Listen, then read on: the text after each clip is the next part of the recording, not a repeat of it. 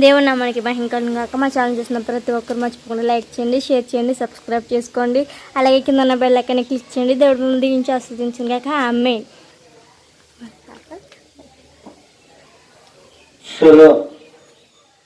మన ప్రభువుడు రక్షకుడైన యేసు క్రీస్తు నామమున మీ అందరికీ కూడా నా యొక్క శుభాలు తెలియజేస్తూ ఉన్నాను. మీరందరూ కూడా సంతోషంగా ఉన్నారు కదా. మీరు సంతోషంగా ఉండాలని, దీవెనకరంగా ఉండాలని, ఆశీర్వాదకరంగా ఉండాలని నా ఆశ, నా కోరిక, నా ప్రార్థన. ప్రియమైన దేవుని యొక్క బిడ్డలారా, ప్రతిరోజు కూడా మీ కొరకు, మీ కుటుంబాల కొరకు, మీరు చేస్తున్న పని పాటల కొరకు దేవుని యొక్క దాసుడుగా ప్రార్థన చేస్తూ ఉన్నాను. అలాగే నా కొరకు, నా పరిచర్య కొరకు మీరందరూ కూడా వ్యక్తిగతమైన ప్రార్థన మా కొరకు చేస్తూ ఉన్నారని నేను సంతోషిస్తూ ఉన్నాను. అయితే ఈ రోజుని ఒక సంఘటన మీకు నేను తెలియజేయడానికి ఇష్టపడుతూ ఉన్నాను. పరిశుద్ధాత్మ దేవుని గురించి కొన్ని మాటలు మనము ధ్యానించుకోబోతూ ఉన్నాం. అయితే ప్రియమైన దేవుని యొక్క బిడ్డలారా, దేవుడు మార్పు లేనివాడని గ్రంథాలు చదివిస్తూ ఉన్నాయి. దేవుడు స్వార్థము లేనివాడని లేఖనాలు చదివిస్తూ ఉన్నాయి. పరిశుద్ధాత్మ దేవునికి ఆదియో అంతమో లేనివాడని, ప్రభువైన యేసు క్రీస్తు జీవము కలిగిన దేవుడని, ఆయన ఎక్కడ చూసినప్పుడు కూడా మార్పు లేనివాడని మనకి తేట తెల్లగా తెలుస్తూ ఉంది. ఆయన మాట ఇస్తే మాట తప్పని దేవుడు, మన దేవుడు.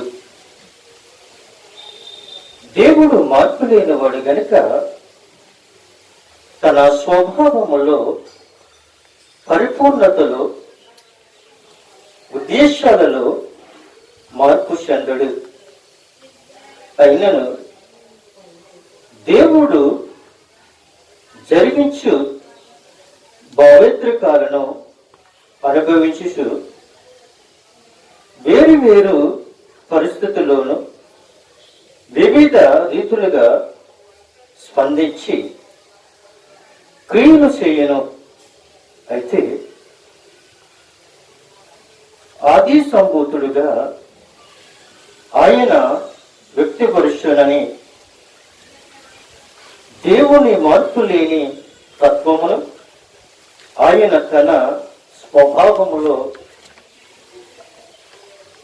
వాగ్దానములో మార్పు చెందినని సంపూర్ణ స్థితిలోనూ ఉండుటకు ఆయన మార్పు చెందిన దేవుడని మనకి తెలియపరుస్తూ ఉన్నాడు. అయితే ప్రియమైన దేవుని యొక్క బిడ్డలారా, ఆయన మార్పు లేని వాడని నీవు ఎలా తెలుస్తున్నది అని అంటే, గ్రంథాన్ని స్వయంగా తెలియపరుస్తున్నది. ఒక విషయాన్ని మీకు నేను ఒక ఉదాహరణ చెప్పిన తర్వాత, అనగా ఒక వాక్యము బయలుపరిచిన తర్వాత కనవ విషయాన్ని మనము ధ్యానించుకుందాము. కొన్ని ఉదాహరణలు మనము జ్ఞాపకం చేసుకుందాం.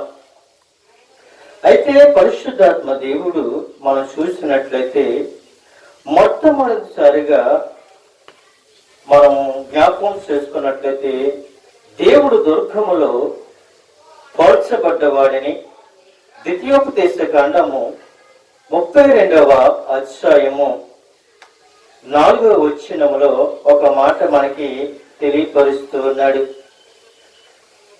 ఆయన ఆశ్చర్య దుర్గముగానున్నాడు, ఆయన కార్యములు సంపూర్ణము, ఆయన శరీరన్యో న్యాయములను ఆయన నిర్దోషమైన నమ్మకదగిన దేవుడు, ఆయన నీతిపంతుడు, యథార్థవంతుడు అని మనకి తెలియపరుస్తున్నాడు. ఆయన నీతిపరుడు, యథార్థపరుడు, ఆయన నీతిమంతుడని, ఆయన యథార్థవంతుడని, ఆయన మార్పు లేనివాడని ఇక్కడ మనకి తెలియపరుస్తున్నాడు. ఈ మోషే గ్రంథకర్త మనకి ఖచ్చితంగా బయలుపరుస్తాడు. పరిశుద్ధాత్మ దేవుడు మోషే గ్రంథకర్తకి తెలియపరిస్తే మోషే గ్రంథకర్త మనకి ఈ విధంగా బయలుపరిచి ఉన్నాడు. అయితే ఒక విషయాన్ని నేను చూపించాలని మాట్లాడుతూ ఉన్నాను. అయితే ఆయన నీతిపరుడు, ఆయన నీతిపరుడు. ఆయన మాటలో గాని, ఆయన ఆలోచనలో గాని, ఆయన చేతులలో గాని, ఆయన నడవడికలో గాని ఆయన ఏమై ఉన్నాడు అని అంటే నీతిపరుడు. నీతి యథార్థత ఎవరిలో ఉన్నది అని అంటే ప్రభువైన యేసుక్రీస్తులో మాత్రమే. ప్రభువైన యేసుక్రీస్తు మాత్రమే, ఆయనలో మాత్రమే యథార్థత ఉంది. ఆయనలో మాత్రమే నీతి ఉంది. చూడండి, ఈ రోజుల్లో ఎక్కడ చూసినప్పటికీ కూడా బంధువులైనా కావచ్చు, స్నేహితులైనా కావచ్చు, రక్త సంబంధాలైనా కావచ్చు, నీతి అనేది, యథార్థత అనేది వారిలో ఉండదు.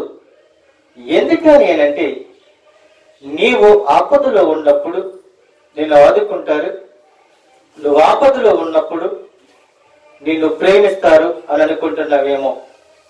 కానీ ఈ రోజుని నువ్వు ఆపదలో ఉన్నప్పటికీ కానీ, నువ్వు శోధనలో ఉన్నప్పటికీ కానీ, నీ దగ్గరకు వచ్చి నిన్ను పలకరించేవాడికి కానీ, నిన్ను ప్రేమించేవాడికి కానీ ఎవడు లేడు.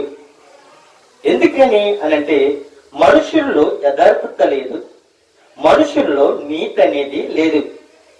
ఎందుకనంటే చూడండి, యోబు గ్రంథంలో మనం చూస్తున్నట్లయితే యోబు చాలా శోధనలో ఉన్నాడు, చాలా బలహీనలో ఉన్నాడు. కనీసము గోకోడలకు కూడా గోరులు లేని పరిస్థితి.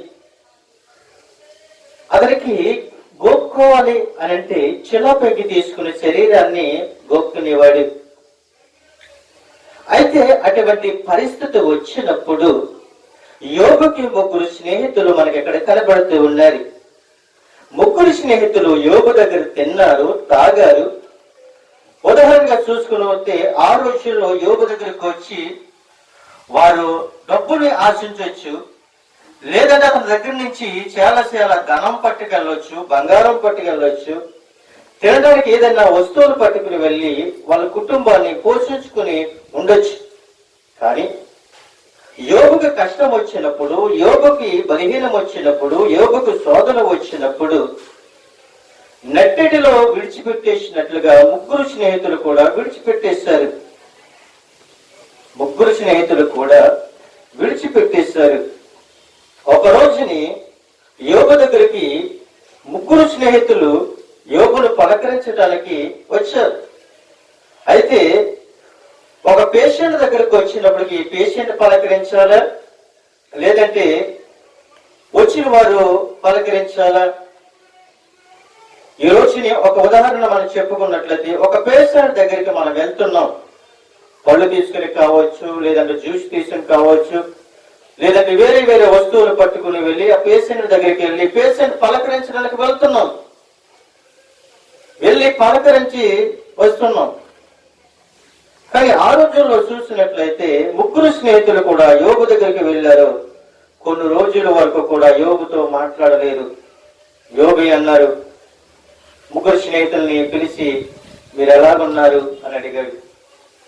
అంటే ఒక బలహీనుడిని పలకరించడానికి వెళ్ళిన తర్వాత ఆ బలహీనుడే పలకరించాలి తప్ప వచ్చిన వాడు పలకరించడు. ఎందుకనంటే ప్రెస్టేజీ, గర్వం. అందుకే ప్రభువైన యేసుక్రీస్తు ప్రభువు వారు అంటున్నాడు, ఆయన నీతిపరుడు, ఆయన యథార్థవంతుడు. ఆపదలో ఉన్నప్పుడు ప్రభువైన యేసుక్రీస్తు దగ్గరికి వెళితే ఆయన నిన్ను ఆదుకుంటాడు. నువ్వు శోధనలో ఉండి ప్రభు చెంతకు నువ్వు చేరినట్లయితే ప్రభుని ఆయన చెంతకి నేను చేర్చుకుంటాడు. వేరే రోగిష్ఠు అయితే దేవుడు ఏం చేస్తాడో తెలుసా, నీ రోగాన్ని ఆయన మీద వేసుకుని ఆయన నిన్ను స్వస్థపరుస్తాడు. ఆయన పరమ వైద్యుడు, ఆయన పరమ డాక్టర్ అయి ఉన్నాడు. ఆయనకు అసాధ్యమైనది ఏది లేదు. మనుషులైతే గాయాన్ని చూసి అసహించుకొచ్చేవో గాని ప్రభువైన యేసుక్రీస్తు ప్రభువారు మాత్రము ఆ గాయాన్ని చూసి ఇష్టపడతారు. ఇష్టపడే దేవుడు, ప్రేమించే దేవుడు. ఎందుకు తెలుసా, ఆయన స్వరూపం కలిగి మనం ఉన్నాం గనక ఆయన మనల్ని ఇష్టపడుతూ ఉన్నాడు. ఈ రోజుని మన మీద ఆయనకి అసహాయం పుట్టినట్లయితే, మన మీద ఆయనకి యథార్థత లేకపోతే ఈ రోజుని ఈ విధంగా కుర్చీలో మనం మాట్లాడలేము, కుర్చీని ఈ విధంగా సంభాషించుకోలేము. అందుకే ఆయన ఏమై ఉన్నాడు అంటే, మొట్టమొదటిసారిగా ఆయన మార్పు లేని వాడని మనకి తెలియపరుస్తూ ఉంది. ఆయన యథార్థవంతుడు, ఆయన నీతిపరుడని లేఖనములు సెలవిస్తున్నాయి. ఒక ఉదాహరణ చెప్తున్న చూడండి. ఒక దైవచనుడు ఒక ప్రాంతముల నుండి బయలుదేరి ఆ సముద్రము ఒడ్డు నుండి నడుచుకుంటూ వెళుతూ ఉన్నాడు. ఒక దైవచనుడు సముద్రం ఒడ్డున నుండి ప్రయాణమై వెళుతూ ఉన్నాడు. ఒక జాలరు వాడు ప్రతిరోజు కూడా ఉదయం లేచిన కాడి నుంచి సాయంకాలం వరకు కూడా ఆ జాలరు వాడు ఏం చేస్తూ ఉన్నాడు అంటే వల వేస్తూ ఉన్నాడు. వల వేస్తూ ఉండగా ఒక్క చేప కూడా ఆ జాలరు వాడికి పడలేదు.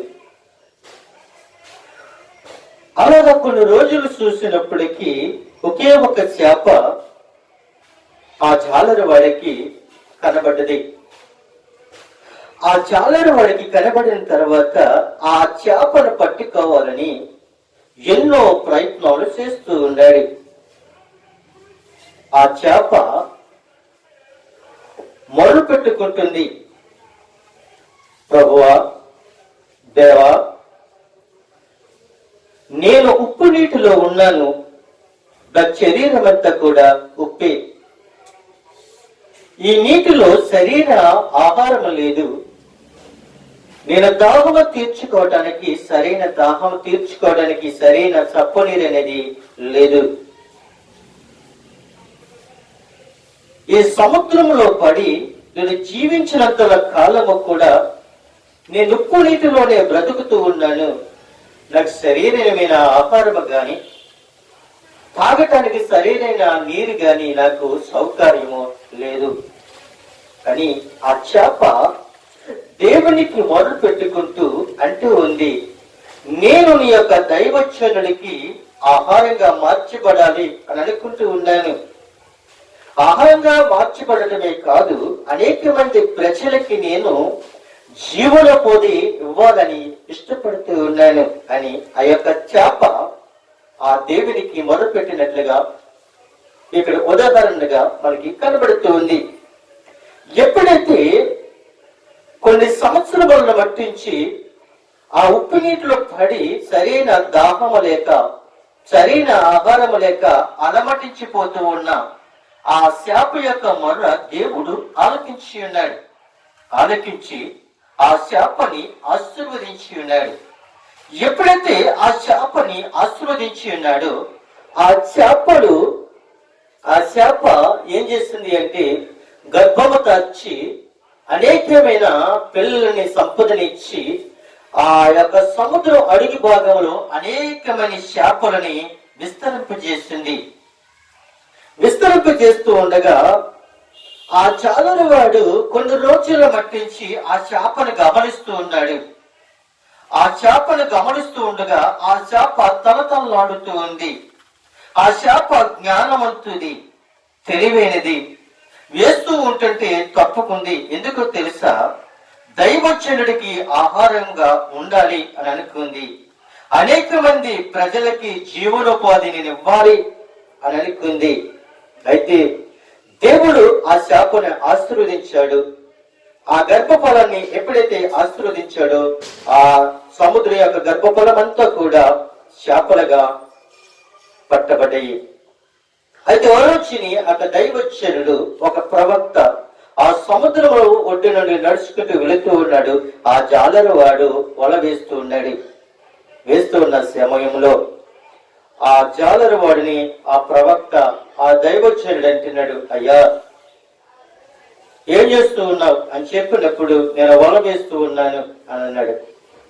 ఆ దైవచనుడు ఆ జాలరుడితో అడిగినప్పుడు అంటున్నాడు, నీకు శాశ్వతమైన శాప పడుతూ ఉంది, అది నటిస్తావా అని అడిగాడు. ఆ జాలరువాడు కొన్ని రోజులు మట్టించి తెలుగుతో దాన్ని అమ్మాలి, ఏదో విధంగా అమ్మి నా కుటుంబాన్ని పోషించుకోవాలి అని అనుకున్నాడు. అయితే ఆ దైవచనుడు, ఆ ప్రవక్త, నీకు మంచి శాప పడబోతూ ఉంది అని ఆశీర్వదించాడు. ఆశీర్వదించి కొంచెం 2 అడుగులు వెదరికి వేశాడు. జాలరవాడు వల వేశాడు. వేసిన వెంటనే ఆ యొక్క శాప పడింది. ఎప్పుడైతే పడ్డదో ఆ జాలరవాడు ఆ దైవజనుని పిలిచి, అయ్యా కొన్ని రోజులు మట్టించి నువ్వు వచ్చిండుంటే ఈ శాప పడదేమో, కానీ దగ్గరగా 2-3 నెలల నుంచి నేను ప్రయత్నం చేస్తున్నాను, ఆ చేప నాకు పడలేదు. నీ ఒక్క నోటి మాట ద్వారాగా ఆ చేప నాకు పడ్డది. ఇదిగో నువ్వు అడిగావు, ఈ చేప నీకు ఇస్తూ ఉన్నానని ఆ దైవజనుడికి ఆ చేపని అప్పగించాడు.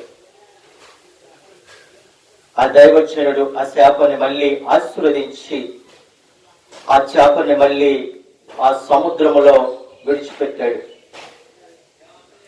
ఆ చేప ఏమనుకుంది, ఆ జాలరు వాడి చేతుల్లో పడితే నా జీవితం అంతే అని అనుకుంది, నా బ్రతికైపోయింది అని అనుకుంది. ఆ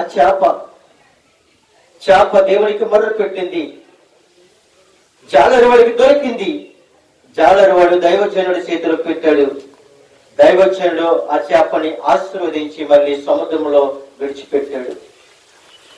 ఆ సముద్రంలో విడిచిపెట్టిన తర్వాత ముందు అయితే దానికి సరైన సౌకర్యం లేదు, ఉప్పు నీరు తాగేది. కానీ ఈ రోజు అది శాశ్వతమైన నీరు తాగుతూ ఉంది, చప్పని నీరు తాగుతూ ఉంది. కానీ మంచి ఆహారం, పుష్టికరమైన ఆహారము ఆ చేపకు తగిలింది. ప్రియమైన దేవునికి బిడ్డలారా, ఈ రోజు నీవు ఆపదలో ఉన్నప్పుడు మంచినీళ్ళు పట్టించక ముందు ఉప్పు నీరు పట్టిస్తే నీ బ్రతికలా ఉంటారో తెలుసుకో. నువ్వు దాహంలో ఉన్నప్పుడు మంచినీళ్ళు మానేసి ఉప్పు నీరు అట్టిస్తే నువ్వు త్రాగగలదువా? నీ శరీరానికి మురుకు పట్టినప్పుడు సబ్బు పెట్టకుండా సర్పు పెడితే నీ శరీరం ఏమవుతుందో నువ్వు గమనించుకోవద్దువా? ఇలా ఊహించుకుంటే పరిశుద్ధాత్మ దేవుడు మనదందరితో మాట్లాడుతూ ఉన్నాడు. ఆయన మార్పు లేనివాడు, ఆయన యథార్థవంతుడు. ఒక దైవజనుడు ద్వారాగా ఒక శాప ఆశీర్వాదం పొందుకోండి అనంటే ఎంత గొప్ప ధన్యత! నేను జీవము, మరణము, ఆశీర్వాదము, శాపము నీ ఎదుట ఉంచి ఉన్నాను. భూమి ఆకాశములను మీకు సాక్షులుగా పిలుచుచున్నాడు అంటున్నాడు. జీవ, మరణము, ఆశీర్వాదము, శాపము నీ ఎదుట ఉంచి ఉన్నాను అని అంటున్నాడు. జీవానైనా కావచ్చు, మరణమైనా కావచ్చు, ఆశీర్వాదమైన కావచ్చు, శాపమైన కావచ్చు, ఇవన్నీ కూడా నీ ఎదుట ఉంచి ఉన్నాను. జీవము కావాలో, మరణము కావాలో, ఆశీర్వాదం కావాలో, శాపం కావాలో నీవు కోరుకో అని అడుగుతున్నాను. ఈ రోజున బ్రతకటానికి అనేక దారులు ఉన్నాయి, కానీ మరణాన్ని కోరుకుంటూ ఉన్నారు. దేవుడిచ్చిన ఆయుష్ను కోల్పోతున్నారు ఈ రోజుని. ప్రియమైన దేవుడికి బిడ్డలారా, అది మంచిది కాదని, మరణము తప్పింపబడాలి అని అంటే శాశ్వతమగల దేవుడు, జీవము కలిగిన దేవుడు యేసుక్రీస్తు ప్రభు అనేందుకు మీరు రండి అని ప్రభు సెలవిస్తూ ఉన్నారు.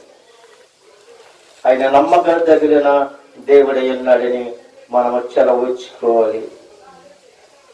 మరి ఒక మాట మనం చూసినట్లయితే పరిశుద్ధాత్మ దేవుడు మరి ఒక మాటగా మనకి తెలియపరుస్తూ ఉన్నాడు. యాకోబు రాసిన పత్రిక 1వ అధ్యాయము 17వ వచనములో ఒక మాట దేవుడు మనకి బయలుపరుస్తున్నాడు. శ్రేష్టమైన ప్రతి ఈవియు సంపూర్ణమైన ప్రతి వరమును పరసంబంధమైనది జ్యోతిర్మయుడగు తండ్రి యొద్ద నుండి వచ్చును. ఆయన యందు ఏ సంచలవత్వమునైనను గమనము వలనను కలుగు ఏ సాయను లేదు అంటున్నాడు. జ్యోతిర్మయుడు తండ్రి యొద్ద నుండి వచ్చును. ఈ జ్యోతిర్మయుడు ఎవరు అనంటే జీవము కలిగిన ప్రభువైన యేసుక్రీస్తు. ఆయన మరి ఒక పేరు జ్యోతిర్మయుడు. ఈ జ్యోతిర్మయుడు ఎక్కడి నుంచి వచ్చాడు అనంటే తండ్రి యొక్క నుండి వచ్చాడు. తండ్రి యొక్క ఆజ్ఞల నుండి వచ్చాడు. ఈ జ్యోతిర్మయుడు యొక్క నోటి నుండి ప్రపంచములు నిర్మింపబడి ఉన్నాయి. ఈ ప్రపంచంలో మనము కూడా ఆయన పోలిక చొప్పున నిర్మింపబడి ఉన్నాం. ఎంత గొప్ప దేవుడు మన దేవుడు. పరసంబంధమైనదే జ్యోతిర్మయుడు. పరసంబంధమైన వ్యక్తి, భూ సంబంధమైన వ్యక్తి కాదైనా పరసంబంధమైన వ్యక్తి. ఆయన పరలోకము నుండి వచ్చినవాడు, తండ్రి యొద్ద నుండి వచ్చినవాడు, తండ్రి మాటకు లోబడినవాడు, తండ్రి మాటకు విధేయత కలిగిన వాడు, తండ్రి యొక్క మనస్సుని ఎరిగి ఉన్నవాడు. యేసుక్రీస్తు అంటున్నాడు, నా తండ్రిని చూసిన వాడు నన్ను చూస్తాడు అని అంటున్నాడు. నన్ను చూసిన వాడు నా తండ్రిని చూస్తాడు అని అంటున్నాడు. కానీ మనము ఈ రోజుని ఏమి కలిగి ఉన్నాం అనంటే భూ సంబంధమైన వాటిని ప్రేమిస్తూ ఉన్నాం. పర సంబంధమైన దానిని మనము ద్వేషిస్తూ ఉన్నాం.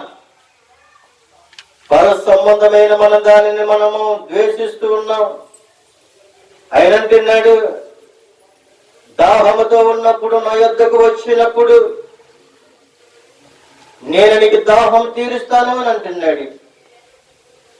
ఒక స్త్రీ మిట్ట మధ్యాహ్నం 12 గంటలకు యేసుక్రీస్తు ప్రభువు వారు యాకోబు బావి దగ్గర కూర్చుని ఉండగా ఆ మిట్ట మధ్యాహ్నం 12 గంటలకు ఆ స్త్రీ వచ్చి నీళ్లు పట్టుకుని వెళ్ళటానికి వచ్చింది. అమ్మా, నాకు కొంచెం దాహం, నీళ్ళు ఇస్తావా అని అడిగాడు. కానీ ఆయన అంటున్నాడు, నేనిచ్చే నీళ్లు ఎప్పటికీ దప్పగలరు. నువ్విచ్చే నీళ్ళు ఇప్పుడు దాహం తీర్చి వచ్చేమో గాని నేనిచ్చే నీళ్లు ఎప్పటికీ దాహము ఉండదు. మన దేవుడు జీవము కలిగిన దేవుడు, మనకి జీవజలాలు ఇచ్చే దేవుడు. దేవుడు యొద్దకు వచ్చిన వాడు జీవజలమును ఓటున తాగిన వాడు ఎన్నటికి కూడా దక్కుకొనడు. ఈ జీవజలం నీళ్ళు పట్టుకుని వచ్చి చాలా మంది కూడా అమ్ముకుంటున్నారు. ఈ జీవజలాలండి, జీవజలం అంటే తెలుసా? చెమ్మె నీళ్లు గోదావరిలోంచి పట్టుకుని వచ్చి ఈ జీవజలం నీళ్లు అని చెప్పుకోవటం కాదు. ప్రభువైన యేసుక్రీస్తే జీవజలం. ఆయన నోటి నుంచి వచ్చిన ప్రతి మాట వలన బ్రతుకుతాడు. అంతే తప్ప గాని చెరువులో నీళ్ళట్టుకు వచ్చి జీవజలాలండి, సముద్రంలో నీళ్ళట్టుకు వచ్చి ఈ జీవజలాలండి, ఈ మురుగుపో నీళ్లు పట్టుకొచ్చి అమ్ముకుంటున్న అనేక మందిని మనం చూస్తూ ఉన్నాం. సంఘాలు పాడు చేస్తూ ఉన్నారు, వ్యర్థపరుస్తూ ఉన్నారు. ఇదంతా వ్యర్థమని ప్రభు సెలవిస్తున్నాడు ఈ రోజుని. లాజరు చూడండి, చనిపోయి 4 దినాలైనప్పటికీ కూడా చాలా సిద్ధపడుతున్నారు. లాజరు యొక్క మరణం చూసి యేసుక్రీస్తు కన్నీరు కార్చాడు. మార్త అంటుంది, ప్రభువా ఇంకొంచెం ముందొచ్చుంటే బ్రతుకుతుడేమో. ఆయన మాట వింటే ఎప్పుడు బ్రతుకుతాం. శరీరం చనిపోతుందేమో గాని ఆత్మకు మాత్రము సావు లేదని ప్రభు సెలవిస్తూ ఉన్నాడు. ఆయన స్వస్థపరిచే దేవుడు, ఆయన పరమ వైద్యుడు, పరమ డాక్టర్. ఎందుకనంటే ఆయనకి సమస్తము తెలుసు. ఎందుకనంటే ఒక ఉదాహరణ జరిగిన సంఘటన మీకు చెప్పడానికి ఇష్టపడుతూ ఉన్నాను. మొన్నటి దినాన్ని మా యొక్క అక్క తన యొక్క గృహముల నుండి మా గృహానికి వచ్చింది. వచ్చిన 2 రోజుల తర్వాత అర్ధరాత్రి కాడ 1 గంట ప్రాంతంలో మనుషుల మెసలు లేని సమయంలో ఆమె ఏడుస్తూ నా దగ్గరకు వచ్చి తమ్ముడా అని పిలిచింది. లెగిస్తాను ఏంటి అని. ఆమె ఏడుపు. ఏంటి ఎందుకని ఏడుస్తున్నావు అంటే, నా కిడ్నీలు పోటు వచ్చేస్తున్నాయి, చాలా బాధ వచ్చేస్తుంది, ముచ్చూరు చెమటలు పట్టేసి నా కంగారు పట్టుకుంది. డాక్టర్కి ఫోన్ చేయని అడుగుతుంది.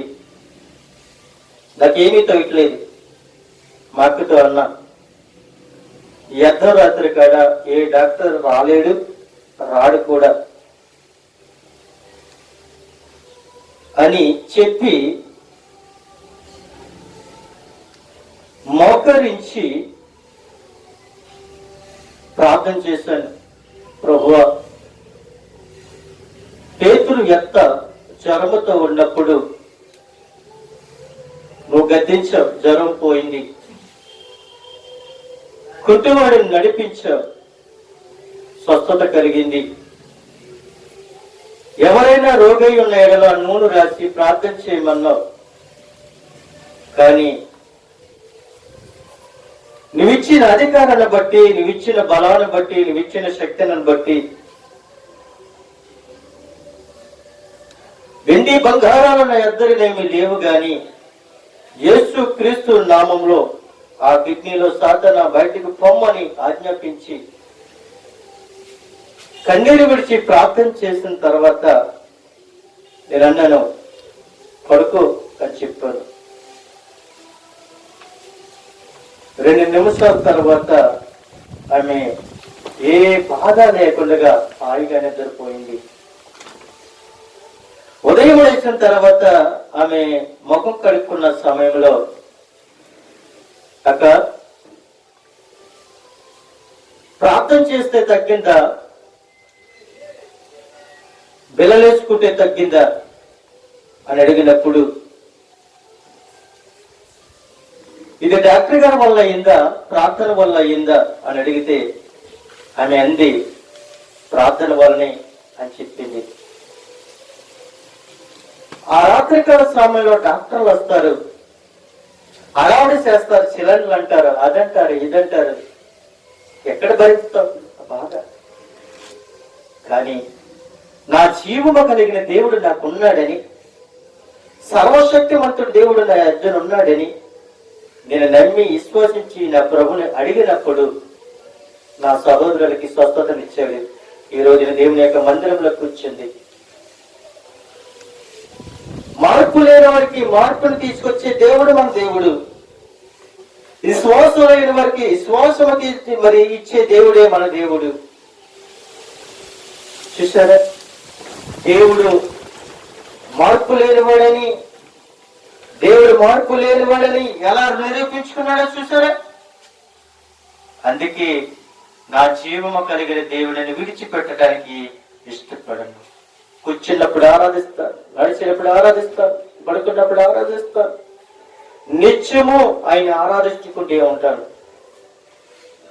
ఎందరైందనుకున్నప్పటికీ కూడా నా పరిశుద్ధాత్మ దేవుణ్ణి నేను మాత్రము విడిచిపెట్టనని ప్రభు సెలవిస్తూ ఉన్నాడు. ఆయన మరి యొక్క మాట మనకి ఆయన తెలియపరుస్తూ ఉన్నాడు.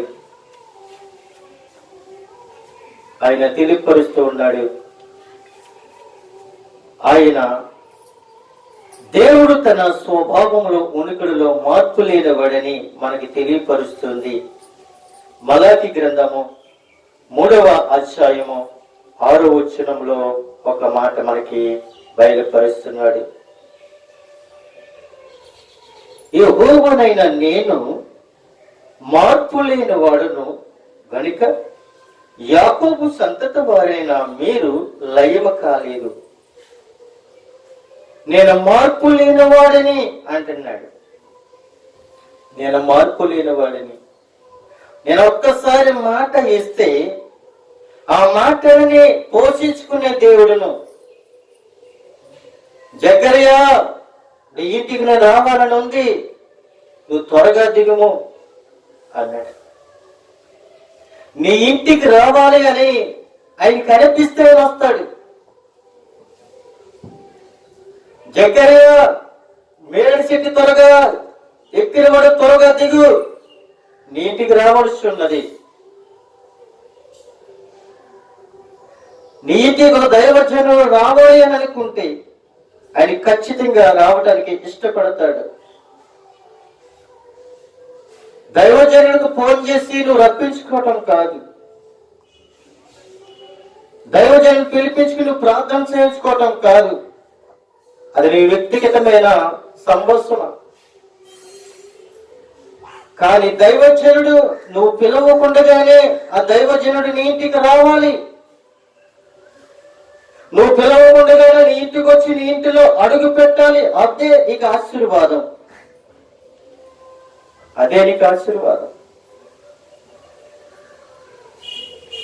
2019వ సంవత్సరంలో ఒక ప్రాంతానికి వెళ్ళినప్పుడు ఒక దైవజనుడిని కొనుక్కున్నారు 3 రోజులకి. ఎందుకు తెలుసా? 3 రోజులకి 3,000 రూపాయలు కొనుక్కున్నారు. పేరు కూర్చుందని హాస్పిటల్ తీసుకుని వెళ్తే హాస్పిటల్ డాక్టర్లు అన్నారు, చాలా కష్టం,